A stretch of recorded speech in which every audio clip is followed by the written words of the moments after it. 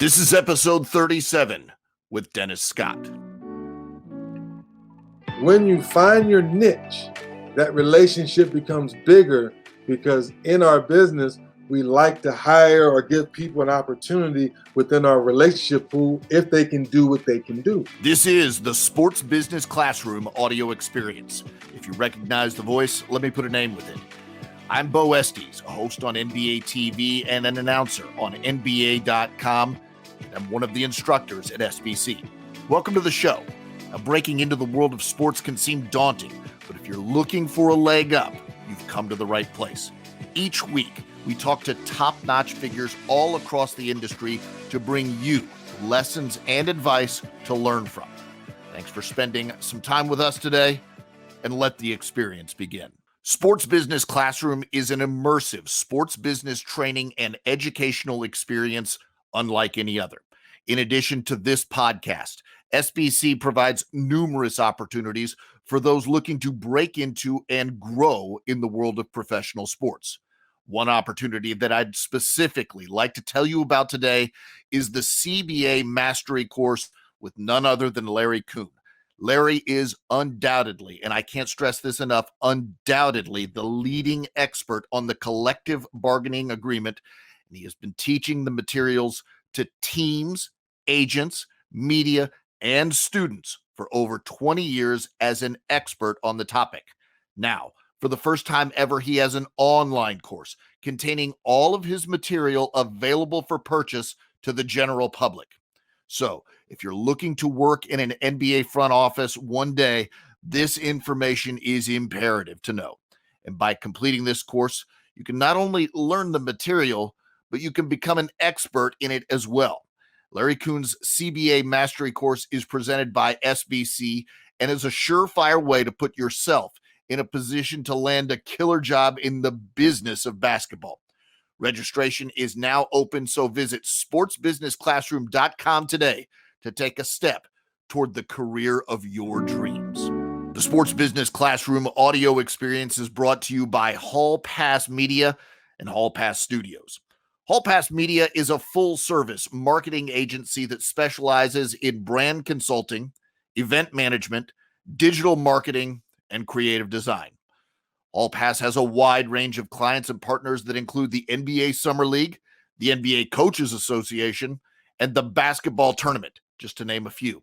For more information, please visit hallpassnetwork.com. In Atlanta in the 1980s, basketball was king. Dominique Wilkins was soaring through the air in a Hawks jersey, and in the late 80s, the number one player in America came to town, and the reports that we heard in this city were wild. And the one I remember above anything else is that Dennis Scott is in range once he steps in the gym, and frankly, it was true. And that's his legacy as a great three-point shooter.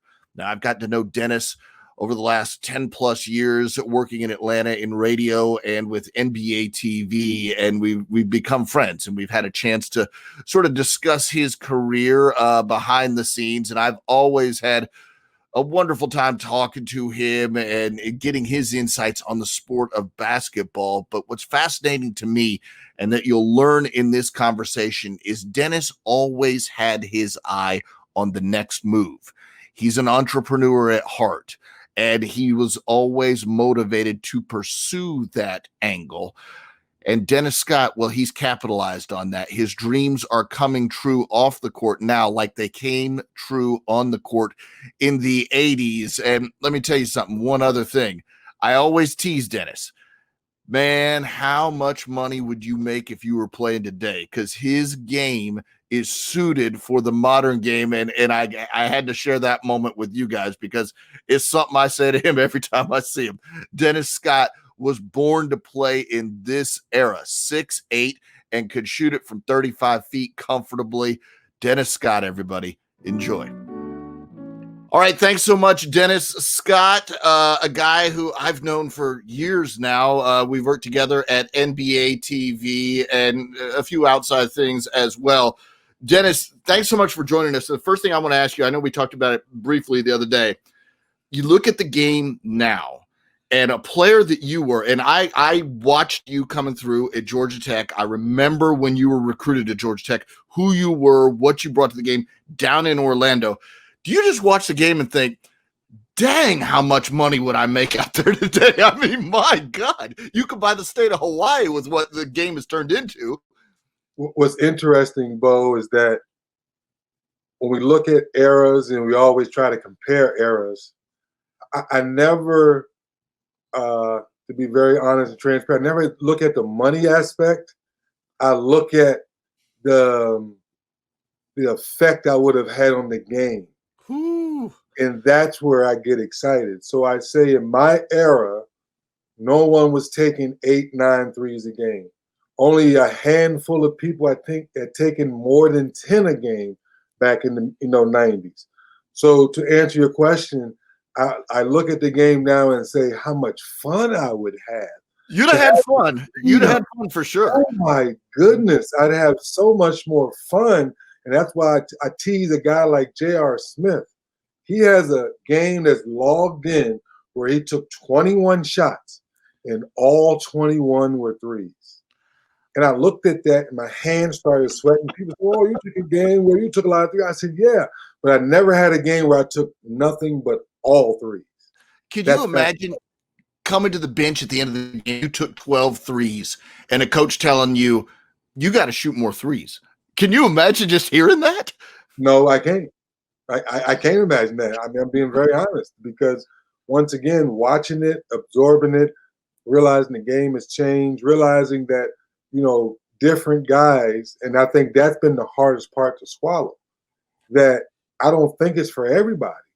I think if you have it in your skill set and you're able to work on it and you can become a decent, respectable three-point shooter, cool. But if you're a guy that, no, your bread has been buttered by driving the ball or posting up or doing those things, and they're forcing you to add it to your game, then I think that messes up guys' game versus if it happens naturally and it's part of your skill set. Well, one of the things I wanted to get across to younger listeners who may not know this story is that, if they remember you from those Orlando days with Shaq and Penny and everything, they remember you as a great three-point shooter, and that's what you were. Right. But you talked to me before, and I remember you at Georgia Tech. You were more than just a three-point shooter. You compared yourself, and like if I look at the clips, I'm like, dang, he's right on the money. Do you remember who you told me who you sort of played like back then? Back when I was in college? Yeah, freshman college stuff. There's a guy whose name rhymes with Barmello Anthony. I mean, that's the sort of game you had, man. Right. That's right. And it's funny you say that because I'm starting to remember that conversation. You would have had to watch me play in high school and how I got the Naismith Player of the Year. Yep. And then how I played my freshman year. So my senior year in high school and my freshman year in college, those 2 years, most people who watch me say, man, you played just like Carmelo. Yeah. Because I was either one dribble pull up or go on the post, use my big body, turn over either shoulder and score. There was some bully ball. Bully ball, yep. Because I had the big body at a young age and I realized absorbing contact was fun. Yeah. Oh, yeah. And the other thing I remember with you, and I just went back and watched a clip. There's a buzzer beater that you took again. My squad's North Carolina, and you took us down with a buzzer beater. But the thing I remember about that play is there's a steal, and there's a moment where you're like, well, I wonder if Dennis is going to survey the situation. Confidence, man. You just went straight up. There was no doubt. There's nobody else in the gym. Tell me about that confidence and that feeling. Well, you've been around me a lot now, so I call it shooter's paradise. Yeah, man. Back in the day, we grew up, we called it being in the zone. Well, my zone is like being on the beach, like if you're a surfer, you're looking for that huge wave. You don't get scared of the wave. You go like, there it goes. You grab your surfboard and go run to it. Yeah, well, I'm not known for a great defender. Okay, cool. I'm glad of that. That's how I was able to steal the ball from Scott Williams. I may have fouled him, but thank goodness the referee was looking the other way, running back on defense, so he didn't see it. Only thing he heard was a roar. He turned back. I have the ball now. So all those angles that we have now in television and basketball, I may not have gotten away with that. But I did. To your point, I stepped right into it, didn't dribble, didn't look around. I didn't care how much time was on the clock. I already knew in my head Carl Brown just sinked the free throw. And we asked him to miss. So ironically, a poor free throw shooter, we asked to miss. He makes it. We're like, oh my goodness. So now 3 seconds left, still let it go, game's over. So it's a confidence, timing situation. And Bo, you know this. Every athlete that says 5, 4, 3, 2, 1, leave it. That was a perfect situation. It really, and I want to drill down into that confidence a bit because, you talk about you were the number 1 player in the country coming out of high school. And I think we've had a million conversations at work, but we probably talked about this at some point. There was a point where young Dennis was the best player on the court in the neighborhood. Then he was the best player on the street. Then he was the best player at the school, and then maybe in the area, and then it goes to state. And so, like, where in your mind did it go from I'm pretty good for around here in Virginia to holy cow? I mean, there had to have been a jump, or did something happen? Was there a moment? Like, did you know at one moment, like, man, I'm better than just a little bit pretty good for around here? You'll get this, Bo, and for some of your listeners, they're going to have to dig real deep on how I break this down. So my history is I'm from a small town in Hagerstown, Maryland, which is about 30, 40 minutes just out of Washington, D.C. And then and my mom and dad get divorced and moved to another small town called Leesburg, Virginia, which is right next to Tyson's Corner. So a lot of people know that area next to Dulles Airport. So I'm kind of that, as the kids say today, the DMV. I'm kind of from that general area, as you know, Scooter, Flint Hill, all that. But I went to Loudoun County first. Okay. And as a 14-year-old, made the freshman team and took them all the way to the state championship, lost to Stanton High School, and they had a young stud who was built like a Mack truck. And he went to I think a school called North Carolina. I know where you're going. And they said he was going to be the next Michael Jordan. His name was Kevin Madden. Yeah, man. Built like a truck, chiseled. Even at that age. At the age of 17 years old, I thought I was built with some natural body build. That was the most chiseled human being I had seen until I met Larry Johnson a few years later. Yeah. Those are the most two chiseled, natural-born human beings at the high school level I've ever seen with the naked eye. Wow. Unbelievable. So to get all the way to the state championship as a 14-year-old, and he was 18, and to lose to him, I said, oh my goodness, I'm pretty good. And that's when Flint Hill came and recruited me. Yeah. And the beginning of Dennis Scott had boom. And so it blew up sort of like in that moment into that summer. That moment, because I didn't know no better. I was 14 years old at 6'7", with not with 3D shooting ability. Sure. No magic, but at 14 years old, I was shooting like I was 16 or 17 or 18. And tell me what that does for your confidence, because we talked about confidence. I mean, I feel like one of the things about you is you're confident in your abilities on television. You're confident in your abilities as a player. You're confident in your business ventures. And I feel like that serves you well throughout your life. So is that the root of your confidence, that like, man, I can do anything I set my mind to? Did it start there? Well, it started like a lot of the stories we hear growing up in the neighborhood. Not having a lot makes you work harder. Okay. And you've heard many of us say this, Bo, and for your listeners, that you can always tell when someone's hungry. You can always tell when someone's fat. And it's always from their work ethic. When a guy's trying to get a new contract, he eats right, he works out, he keeps his nose clean, he doesn't do anything crazy to his girlfriend, his wife. He's on his best behavior. But Yep. now the guy's made a couple $100 million. He's like, I'm back to Camp Fat this week. I don't know. I'm gonna go hang out a little bit more. I'm gonna do some things out of character because he's fat. He's out of the hall. So I think growing up with less made us hungrier. And then once you realize that it's the hard work, it's the preparation, it's going to class, it's not just going to class to be eligible, it's going to class because you want to get smarter, because you want to get better and be well-rounded. So now, to your point, now I can be confident in anything I do because I've been preparing myself.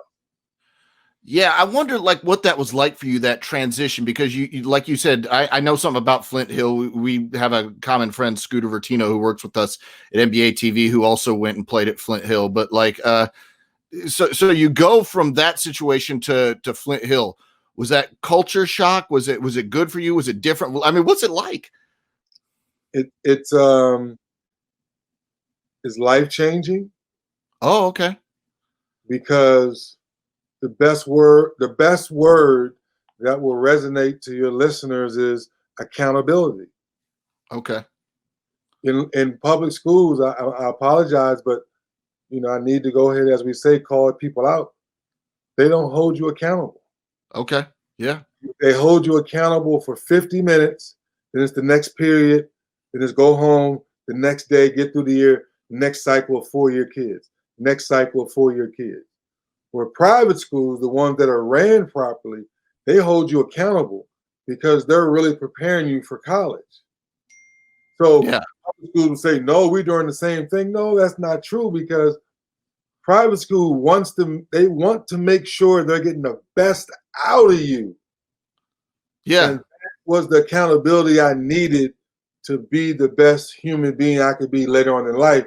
Where public schools, they don't challenge you. There was no study hall after school in public school. So after public school, you ran to the local McDonald's because Chick-fil-A wasn't available. Otherwise, we probably had Chick-fil-A. So you ran to the local McDonald's, the local Pizza Hut, you got something to eat, and you came back, you played the game at home. With private schools, soon as school's out, you may get something to drink, and it's right to study hall. Yeah. And you're in the study hall for an hour or two. Then after study hall, it's 2 hours of practice. And then when you get home, you might have enough time to maybe flick through the television for a second, and then you're falling asleep. Yeah. I just think about how life-changing that must have been for you, and that discipline that carried you to what we talked about earlier. You're the top player in the nation coming in college. And the thing I remember, I've told you about this. I remember when you came to town and it was a big deal. Like, okay, Dennis Scott, Bobby Cremins got Dennis Scott. Dennis Scott's coming to town. It's a big deal. And then there was everybody remembers the Fab Five. There was a sensation in this town called Lethal Weapon 3. Tell me about that group and what you guys did, how far you guys went, and what that means. It probably still means something to you today. We're 14 minutes and I think 45 seconds away from advancing to the final game. And I think we would have beat Duke the first time like UNLV did. I really believe that we owned them that year. Brian Oliver being probably the rock of the team. He was the senior. He was the vet. He was, no question, our best two-way player on the team. We bring in Kenny Anderson, and my favorite two stories about him is that, they say he's the best player since Lou Alcindor. And at that time, I'm still young. I'm not totally abreast on, that's Kareem Abdul-Jabbar. And I'm like, wait a minute. How can a kid 6'1", barely a $135, $140 soaking wet be as great as that great Kareem Abdul-Jabbar? Don't make sense. First day of practice, I'm cutting back door. I don't think he sees me. The ball, boom, hits me in the back head. Yo, D, I see you. I said, oh, I have met Kenny Anderson now. And then obviously the biggest story for me was I was a chubby sophomore. I still averaged 20. I think second team all ACC, still did well, but still didn't, I guess as most people would say, I wasn't having people think like he's going to be that next dude. He's just good. He can shoot. he's a good ACC player. You know what I mean? You around, yeah. oh, he's good. Okay, he's all right. I mean, don't leave him open. Don't leave him open. You're right. And then that summer of my sophomore year, I went from 245 to 220. Ooh. And then player of the year, ACC player of the year, averaged 30 points in all the ACC games.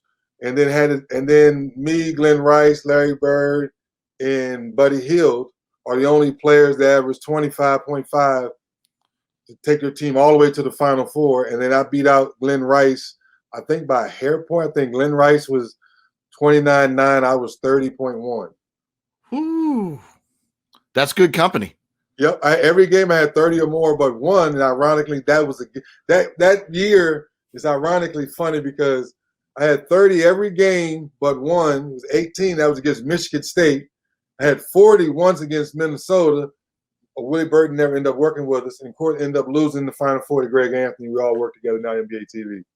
And so, yeah, you're right. So that's a good point. I never thought of it that way. So you go from Georgia Tech and you're down in Orlando. In your second year, you're a 20-point a game scorer. So you're on your way to being a superstar. What's that feel like? Did you feel like, okay, I got this league figured out? I had the league figured out from the standpoint of defenses have to make a decision. And if you're a part of the first, second, or third decision, you're going to get a good shot every time down the floor. Now, the second part to that is, where does your skill set fit? And for me, being able to shoot the ball from longer range, I was a defense's nightmare because I was able to always create space. So if I played with a guy that could penetrate, or if I played with a guy that post up, I always had value on the floor. And so that's the part that when I said earlier, I was never a great athlete, but I was a good enough athlete to get to where I wanted to be on the floor. And as long as I played with good people, then I was always getting good shots. So that's why Craig Neal, for some real basketball aficionados, he's one of my favorite players. And I got more open shots my freshman year, just as much as I got my junior year playing with Kenny, because Craig knew how to play and he knew how to pass. Noodles could pass. He knew how to play. Scott Skiles, my rookie year, I got a lot of great shots. That's how I was able to get first team all rookies. It's called Scott Skiles. Scott Skiles taught me how to watch film, and he always told me, run the floor. You can shoot. Stop dribbling. So, as a kid, you want to dribble, you want to shake it. And I had to hear that over and over and over. Yeah, I know you want to dribble. I know you like Magic Johnson. Stop all that dribbling and shoot the ball. So it was weird because that's your skill set. It became a blessing and a curse. So after averaging 20 points a game, you guys draft a guy that perhaps people have heard of. Dude named Shaquille O'Neal comes in. Tell me I think what I remember from that era is you two were super tight friends, and I know you guys are tight to this day. And it was a really fun time down in Orlando. How did your games mesh? How did that all work out between the two of you? To be very transparent, I'm glad that I'm a humble person. I'm glad that I understand big pictures, and I understood them at a young age. And most people say, well, what do you mean by that? Well, from your last question, after your first 2 years, you break all the rookie 3-point records. You basically shatter all the NBA rookie records from shooting the basketball. Yep. In your second year, you're averaging 20. You have an injury.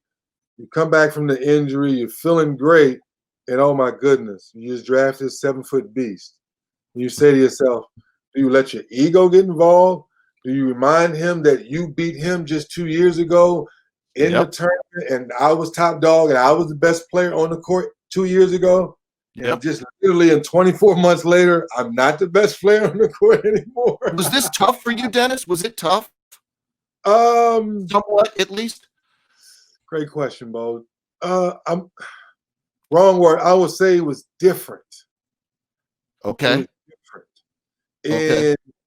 And I think having a taste of it in college, where I always knew, even as a freshman, I was always the best shooter in the gym every time I walked in it. Yep. Dwayne Farrell, come on, Dwayne Farrell built like a come on, he was built like a Mack truck as well. Way better athlete. Tom Hammonds, he could lift the whole field on. Way better athlete. You know what I mean? So it's like, Yeah. but I always knew I was the best shooter in the gym. Same thing playing with Kenny and Brian Oliver. They might have been better athletes. Kenny was great as he is, but I always knew I was the best shooter in the gym, and they knew that too. Yeah. See, that's the other part. They knew that too, so it kept everybody on an even playing field because everyone respected what they did. When Shaq comes along, and it wasn't the same Shaq I beat 2 years ago. No. You know, as a young freshman. Now he's a junior. He knows who he is. He's like, I'm like, I look at Nick Anderson. I go, hey, Nick, this is not our team anymore. No. I think this is the big fella's team. So we had to check our egos and realizing that we're going to be together longer with him versus us fighting him saying, this is our team, young fella. You just go rebound, this is us. Sure. That tug of war wouldn't have lasted long. What's the lesson from that? Is that a lesson you take with you in life and people outside can take with them? There's a lesson in there, isn't there? The lesson is understand who you really are and don't let people around you and don't let your success blind you. Okay. Because we can sometimes get caught up in our success and get blinded. It's very similar, and I always use this situation, Sean Elliott. Sean Elliott thought the grass was greener and went to Detroit. He got to Detroit and said, San Antonio, can I please come home? And he's never left. Yeah. Yeah. It's true. It's Same true. money. The money may have been $1 million difference. Yeah. So I say to myself, then, do I act that way and get traded?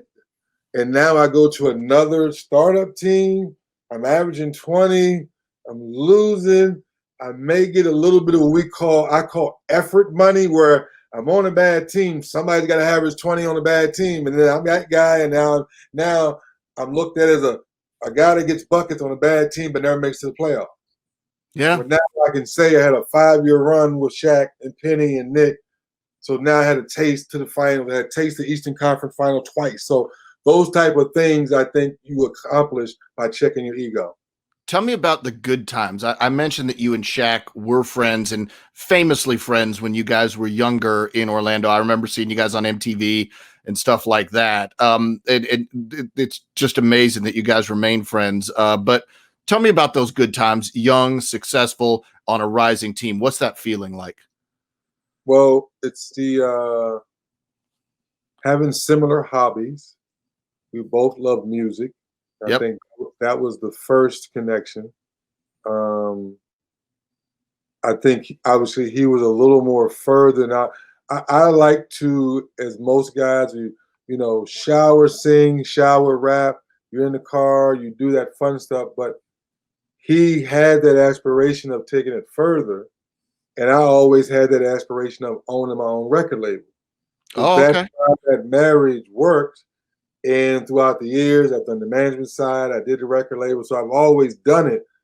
And then being an entrepreneur, you might not know this, we all were into cars. Now, he was into the high-end cars. I was into the fabricated kit cars. So I took an old Explorer and I put a tester roaster kit on it. So it looked like a big old ship coming down the road. So same thing. So then before Spreewell came up with the Spreewell rims, I already had 3D rims. And that's when my reside, that's so funny. I was showing my son back here on my NBA TV, on my NBA leather TV right there behind me, that Inside Stuff showed the rims and stuff, and I had to show Trey that I've always been that way of thinking outside the box. While everyone else was buying Lamborghinis and Benzes, I just was buying SUVs. You had those Sprees right when Spree or before Spree? I remember I flew out to California and did a feature with Vivica Fox at Spree's Rim Shop. I had done those rims 3 years before Spree did that. Wow, I had no idea. He had shoes come out with the little wheels in them too. It's crazy. I had my initials 3D in 10-inch Dayton. So I did a deal with Dayton. Dayton was the #1 rim uh, back then. And I did a deal with them, and they did it, and it came out sweet. And the next thing I know, all the players were doing it, and the next thing I know, Spree Wheel Rim Shop popped up.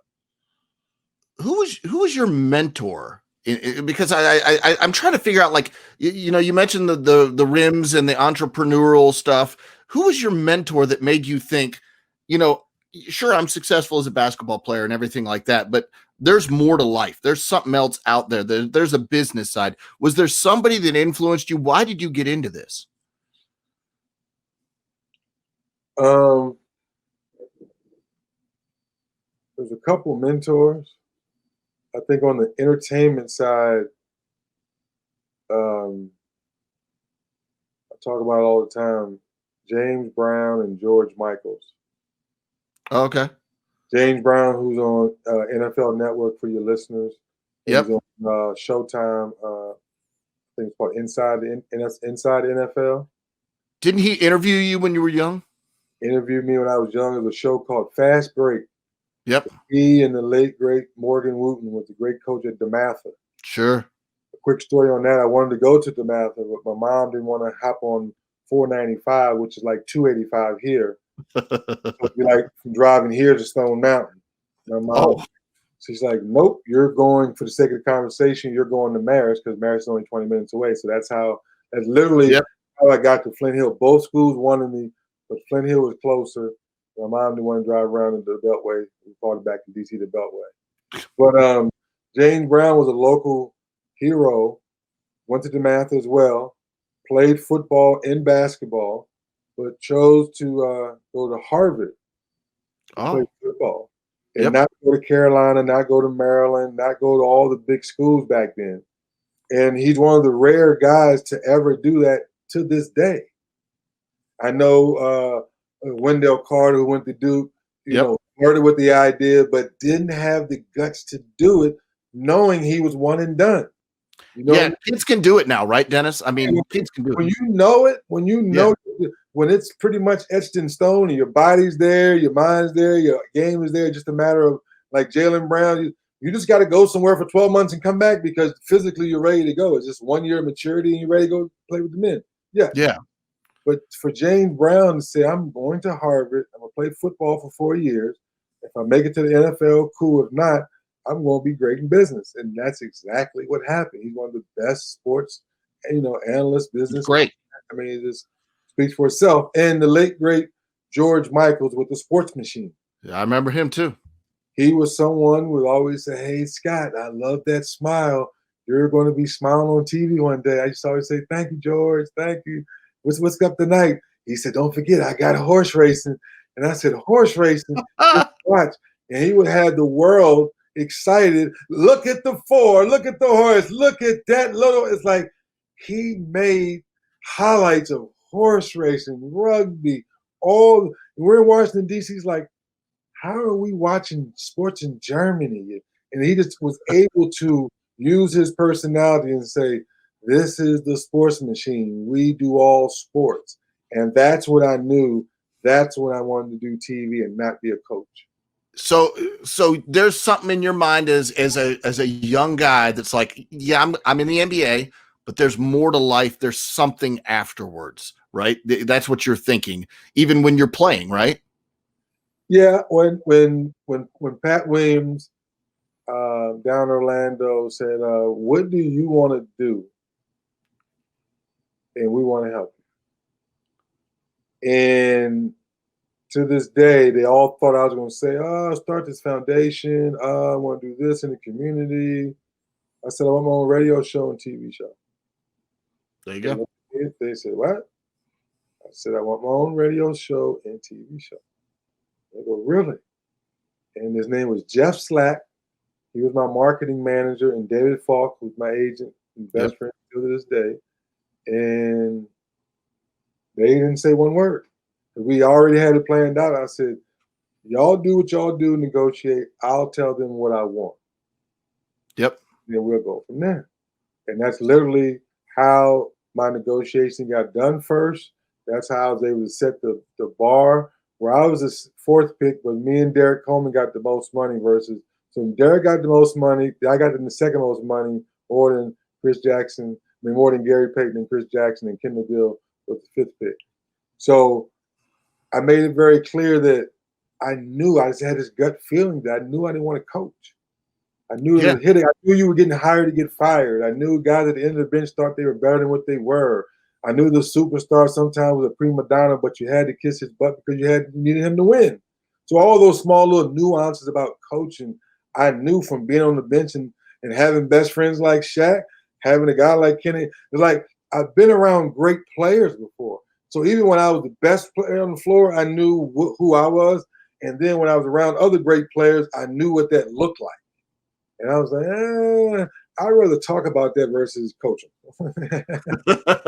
Well, I think it's tough for players to coach at some level too, because you know what you'd be doing out there.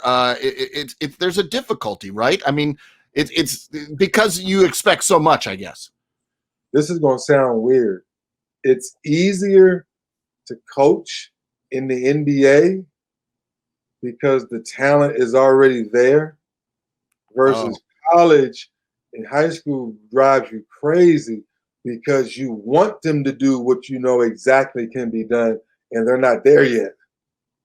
Yeah, you're right. You're right. That makes a lot of sense. So when the playing ends, you have this career. You guys were close. You mentioned it close. I mean, like when I was watching Michael Jordan's miniseries, I'm like, I bet Dennis has different feelings about this because like you guys were close and you took him one time, right?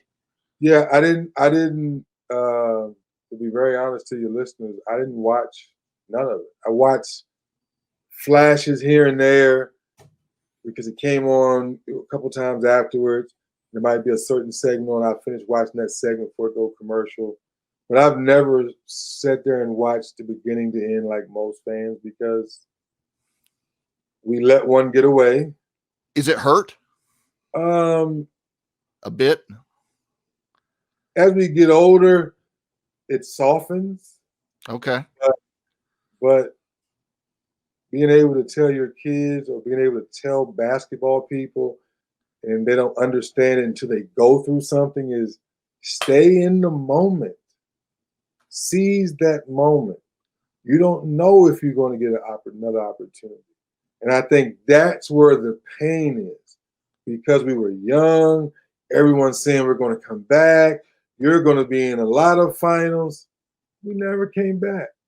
The very next year, we get back to the Eastern Conference Final and we get swept again. Yeah. The psychological pain is not really being swept. And people don't understand that. I said, sometimes I'd rather be swept than go to game 7 and lose at the buzzer. Yeah.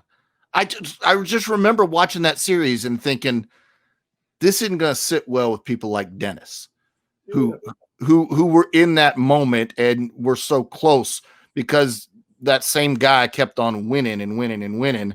And I know even talking to people like Kenny, it was a teammate of his at North Carolina.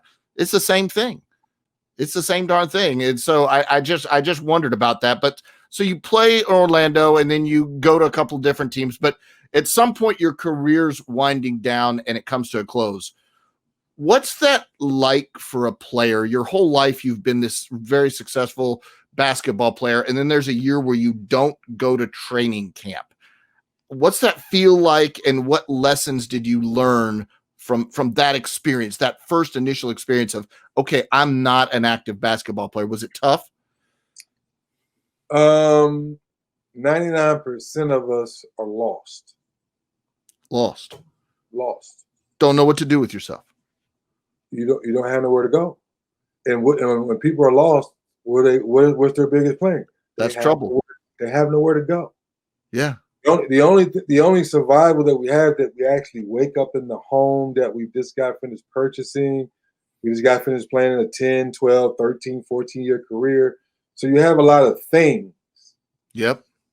Then it goes from 99% to maybe 40% of that 90% have a little bit of money in the bank. Yeah, okay. Now you trickle down to maybe another 20%. They are like, all right, I think I want to do this.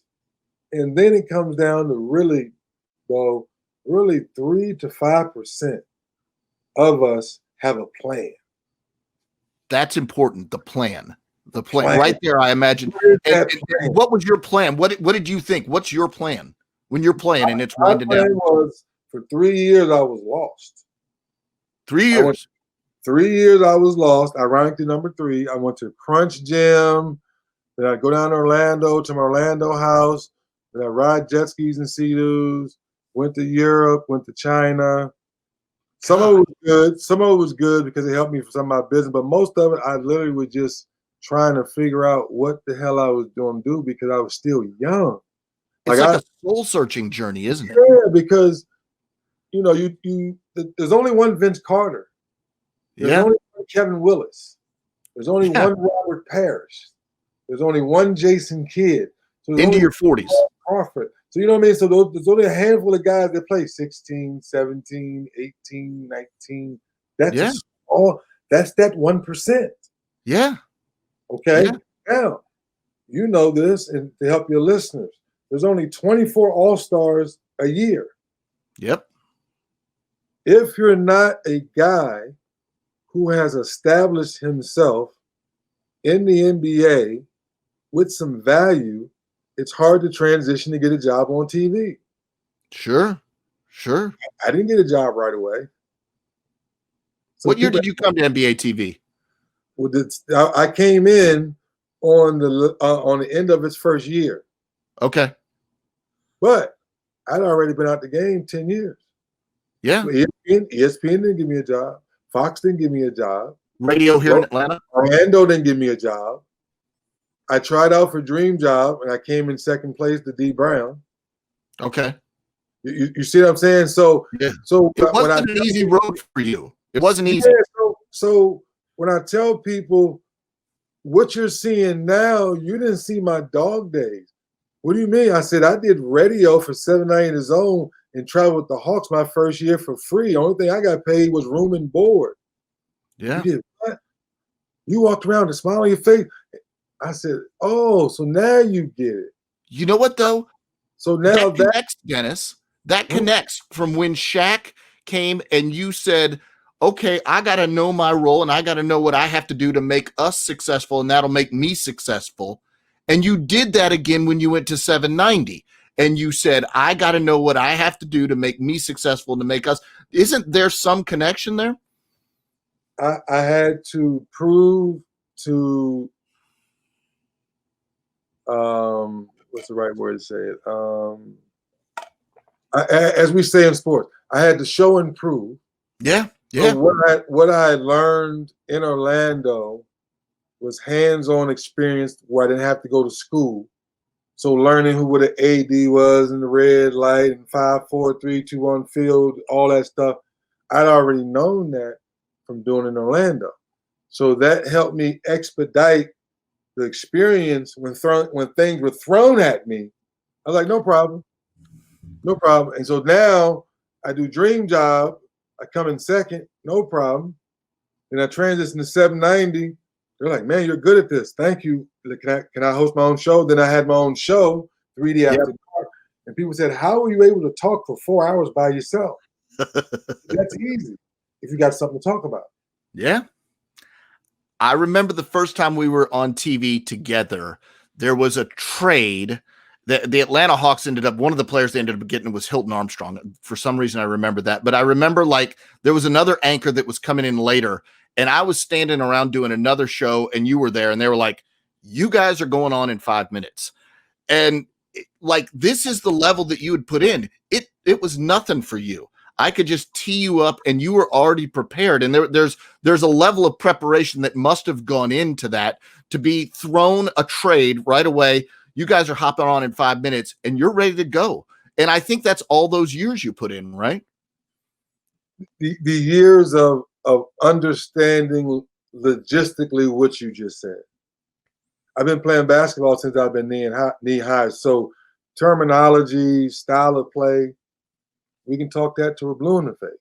Yeah. But understanding the NBA system, I had to tighten up and trades and deadlines and That's all about just open up your computer and looking it up. That's easy.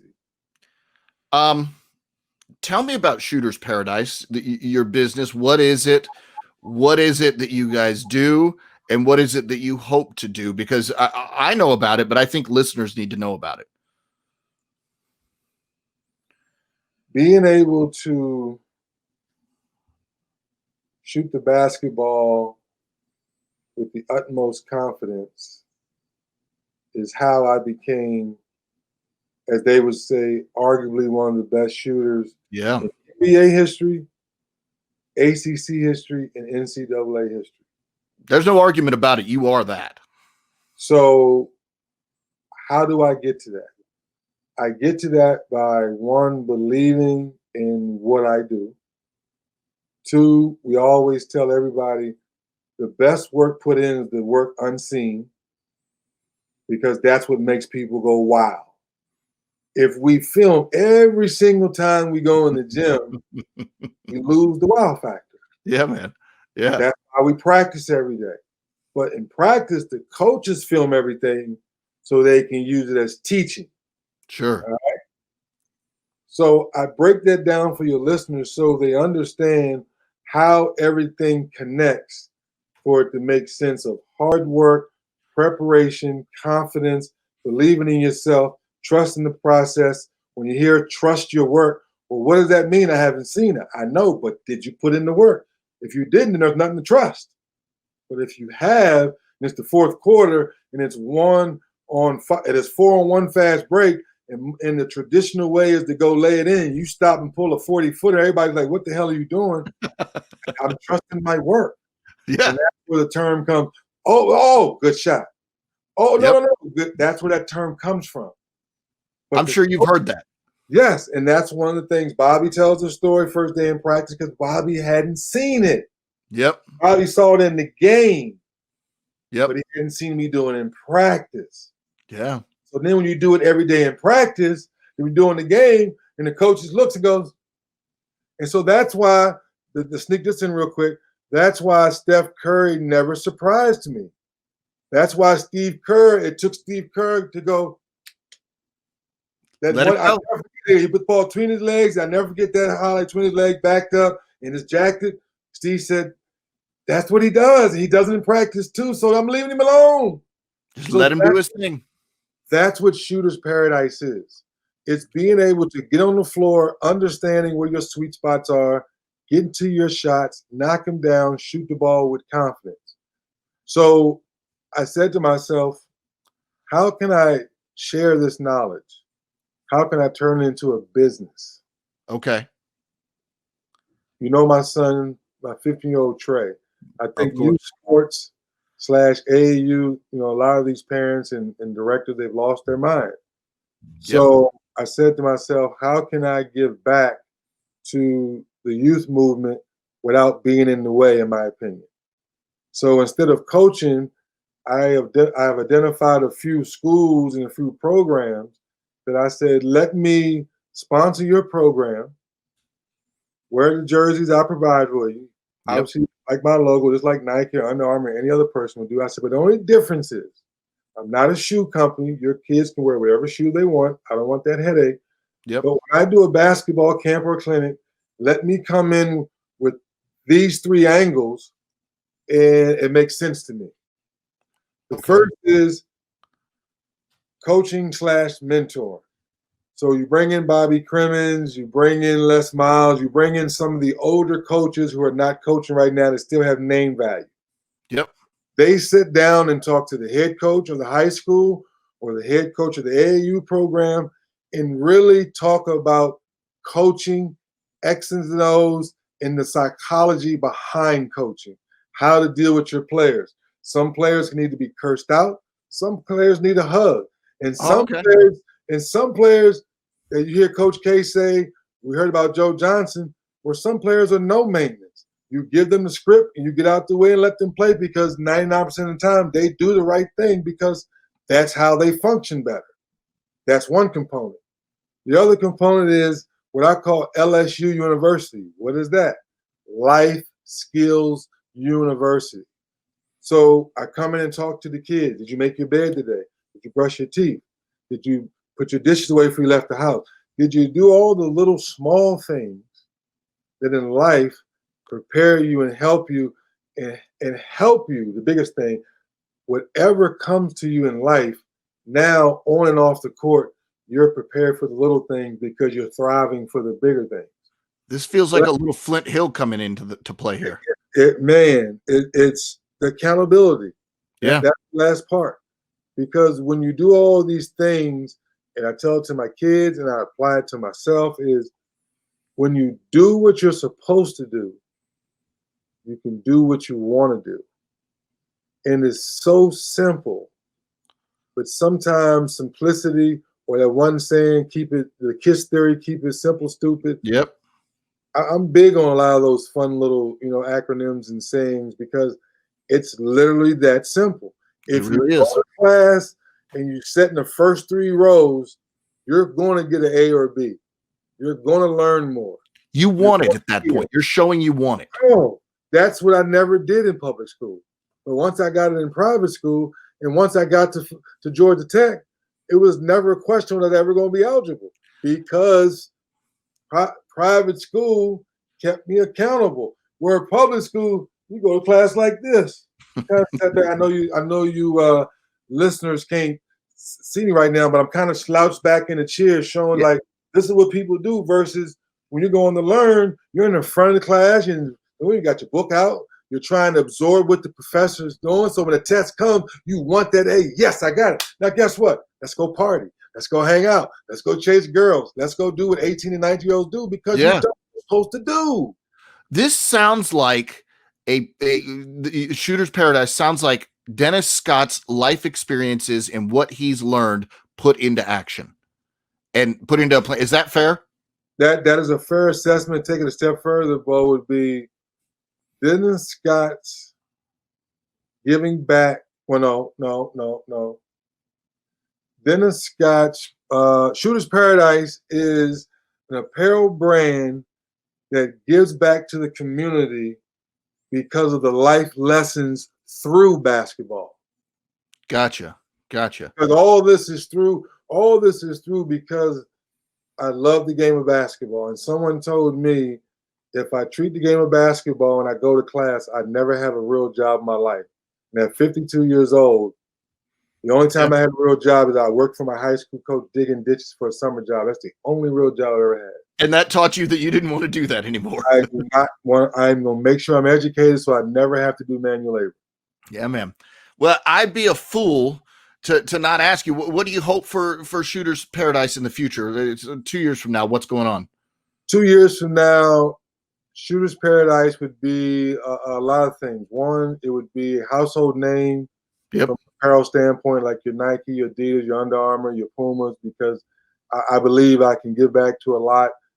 I just love the garment business as a whole, merchandise. Why do you love that? Why do you love it? I mean, at 52, walking around in a nice, classy hoodie, some cool J's and some shorts, go to my local gym, get some shots up with the kids. That's still cool. Like, I want to still be connected to that community before I get 60, before I get 65. Now I realize that Father Time's undefeated. I'm not going to be as mobile. But now on the flip side, now I've created this company that's generational wealth. Now I can pass it down to my son and say, hey, I don't know if you're going to make it to the league. I don't know about overseas, but here's a basketball company, and you can still be around the game and still do fun things. So hopefully Shooter's Paradise will be that next sporting basketball company connected with FIBA now, USA Basketball, Wilson, doing FIBA events, where I think is great. So for your listeners, it's not the big three. It's not just 3-on-3. It's actually FIBA 3x3, where you get your qualifying points to get invited to Colorado Springs. So at first, I was like a lot of people, 3-on-3, what is that? I'm like, no. I said, this is the next movement. Just like a lot of sporting leagues pop up and disappear, we're last to the party to this one. Germany, France, Serbia, all the other European countries have 3x3 and they have their own leagues. This is the first time we're late to a basketball party. One of our mutual friends, Kyle Montgomery, who used to work with us at NBA TV, is involved in it. And it's huge. I see Kyle all around the world at huge events doing this stuff. So I think 3-on-3 is coming, man. I really do. Yeah, so I think overseas, Mountain Dew is huge. Red Bull is huge. Those are two of the brands that really do a lot of the 3x3 events. So I just dug into it about a year or so ago. And then by the grace of the basketball guys, I like to say, and I know a few people, and then first event is coming up here in November, and then hopefully I can bring some more people to the table, and then 21, 22 could be really, really big. And then, I like to continue to dream. I always tell kids that I still dream, and I'd like to be a part of creating the first 3x3 league here in the States and be the commissioner of that league and sit back and smile. You do good at that. Where can people find out about Shooters Paradise? If they want to learn more about Shooters Paradise, how do they go about that? You can go to shootersparadiseusa.com. It's a fun little, basically I call it a little marketing page. When you have a little shop 5-page at the end, hoodies, wristbands, T-shirts, just fun stuff that I know the kids like. I know grown folks like, because at the end of the day, we all got a big kid in us on the weekends. So I have to ask you about this. Shooting is a passion of mine, an absolute passion. And my approach to shooting when I was a kid is I'm going to master almost robotically the fundamentals. Like you could make a logo out of my shot form. It is so ridiculously mechanical. So I want to know from you, one of the all-time great shooters. Let's talk shop. What is it? Is it practice? Is it fundamentals? Is it repetition? Is it something you're born with? Can everybody shoot? Get me in there. What do I need to know? The biggest thing you need to know, I'm gonna start backwards from one of my favorite. No, I'm gonna start forward. So the old acronym was called BEEF. I know that. Right? Body balance, elbow in, eye on the target, and follow through. Yep. So through experience at Shooters Paradise, we changed that. Oh. So we call it Believe. Okay. Body balance. Body balance in today's game is no longer an issue because the athletes are so great. There's more off-balance shots made than there are on-balance shots made. Sure. Okay, so I changed it to Believe. Okay. The body balance. Okay. Yep. Elbow in, I think is still consistent. I do too. You got to have your elbow in. Nobody shoots with their elbow cocked out. Everyone shoots their elbow cocked out. Shots ugly. They don't shoot a high percent. Okay, so that's still the same. The other E, eye on the target. Yes. You got to focus on where you are, where the rim is. 10 feet, 30 feet, don't make a difference. You got to have your eye on the target. That stays the same. Now you've been around me long enough. I changed the F. I don't say follow through anymore. I say leave it. Leave it. I don't care who you are. Every great shooter that's ever shot the ball has a great leave it. Even Reggie's, touch, but he has 2 leave it's. Yeah, he had a couple out there. Right. So that part, and it helps with the spin of the ball. It gives it that arc you want to have. So you gotta have the perfect leave it. And then last but not least, so mine is called BEELC. I think I said 2 E's, BELC. Yeah. So I don't know how you want to pronounce it, Believe C or BLC. The last one's confidence. Yep. Bo, I don't care, and you listeners, I don't care if you go put up 1,000 shots a day. I don't care if you put up 10,000 shots a week. But if you don't believe when you get the steal, if you don't believe and have the confidence when your point guard comes down and draws and kicks you like the kid, I forget his name, for Villanova, knocks down the big shot, Jenkins. I'll know the kid that beat Carolina. I'll remember that. Yes, of course. Sorry about that. Chris Jenkins, yeah. Come on. He knew it. He knew it was going in. He left it. Yeah. It was perfect. He faded away, so that's why I say forget about body balance. I was on the target, but he shot the ball with confidence. If you're listening now, I really encourage you to go to YouTube and type in Dennis Scott buzzer beater UNC and just watch Dennis's reaction when the ball gets in his hand. He isn't looking at anybody else. There's nothing else in the world that's happening. He is shooting that ball, and it was confidence. And I think it's that confidence that's carried you through this career. I think it's this confidence that lets you have a successful business like Shooter's Paradise. Last thing I want to ask you, what has this wild journey taught you? And then what advice do you have for people wanting to break into the business of hoops?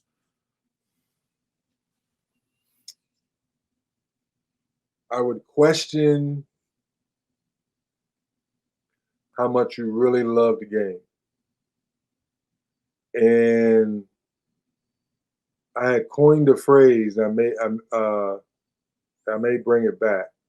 I think different companies have used it before, but it's really another simple phrase, Bo, for you listeners. Why do I still do what I do? It's still for the love of the game. Oh, okay.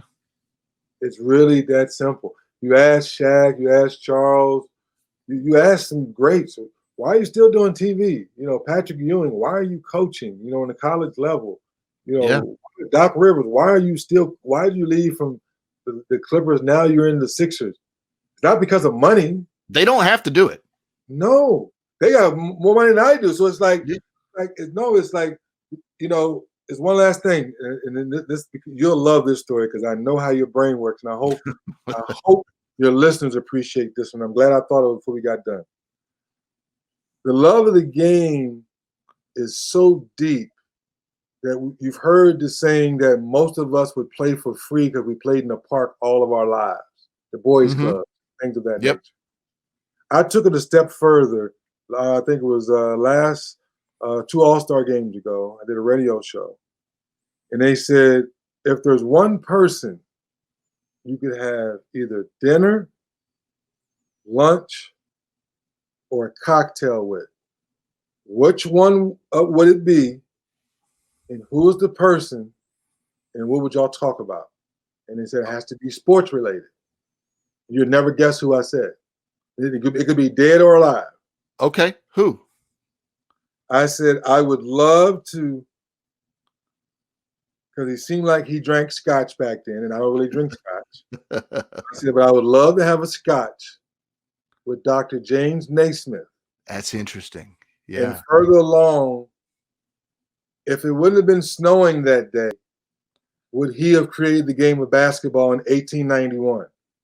Because and this is the nerd in me and why I am the way I am, is that information sets you free. Because I was always wondering who created the game of basketball, but why? He created basketball because it was snowing that day. And all the kids were inside. And then when the weather, the other way around, all the kids were outside, and now it's starting to get cold, and everybody's in the gym. And he's sitting there. What game can I create? And he said, well, all the kids love soccer when they were outside. He said, well, we can't play soccer in here. And he said something told him to put the board up. That's what he said, well, they can't kick it up against the wall. And he said, his colleagues said, well, let's put the peach basket up there. And that creation for all of us like yourself, never had a real job because of that man creating the game of basketball. Would you like to deep I am about the game? Would you like to talk to him and thank him and tell him what it became? Like, what would you think that conversation would be like? Would you like to say, you don't understand how many lives you've changed with that simple thing? Yes, it would be because to that point, and then this is where we're getting real deep to your listeners. Hopefully they understand where I'm going with this. I would be more thankful so he would get it. Yep. I wouldn't want to wow him because it made it scary. Yeah. That makes sense? Yeah. Oh, yeah. Because that would explode his brain. What do you mean? You're right. It may have just been a thing that he did in 5 minutes. Man, I got to give these kids something to do. And I'm putting up a little game, and here's the game, and this is what it is. And that's it. And now the kids are happy. The kids are happy. He's done his job. He has no idea or in his wildest dreams that this is going to be an international game and going to be worth $1 trillion. Yeah. Not $1 billion, trillion. Trillion. And change the world, frankly. I mean, look, when I say change the world, I'm not underestimating it. If you look back what happened in early November, what NBA players did from Yes. the game of basketball Yes. may have literally changed the world. It It's did. that deep. It did. And Bo, we are similar in age. Yep. When we are, and I always tease, the younger generation, we are the Bill Russells. So when we get to our 70s and 80s, we'll look back and say, you remember 2020? You remember 20? Yeah. We'll be able to say that. Just like they were able to tell us, remember, we fought for this, we fought for that. So it's a great time to be alive. It's a great time to be around sport. And the fact that we have so many international players in our game today that weren't there yesterday. So it continues to show you the growth of basketball. Yeah, it's changed the world. The sport's changed the world. It absolutely has, and it's changed my world. Last thing, any advice for kids, young people that want to get into this business? Find your niche. Okay. I was having an interesting conversation with another ex-NBA player who's starting a foundation, and I was telling him the same thing because it's one of his initiatives is that you don't have to be able to dunk, you don't have to be able to shoot a three, and you don't have to be able to rebound. You could be in the front office, you could be a GM, you could be assistant GM, you could be a scout, you could be in the logistics side, you can be game day ops. Yep. There's so many now, lucrative jobs. Everywhere. Camera guy, you could be a floor manager. Both bells I do. There's so many jobs now around the game that people help around the main entertainment, but they're the secondary entertainment to make the picture be complete. And it's a relationship business, man. No question about it. We have relationships with all those people. When you find, I guess to finish up to answer your question, when you find your niche, that relationship becomes bigger because in our business, we like to hire or give people an opportunity within our relationship pool if they can do what they can do. Yeah, man. Yeah. Well, I love everything about your career, buddy, and all this stuff. Just fantastic. I appreciate it. We've been friends for a long time, so I appreciate you sharing your knowledge and your journey with everybody that listens. Thanks so much, man. As always, I appreciate you. And anytime the sports business crew needs me, I always got to give them some love. Thank you, buddy. Thank you. We'll talk to you soon. All right. Thanks so much for Dennis Scott. He came by and just shared a wealth of information and knowledge, I think, in this episode. And he's always generous with his time for me personally and for the people at Sports Business Classroom. So for that, I really do appreciate it. I hope you enjoyed listening to Dennis Scott.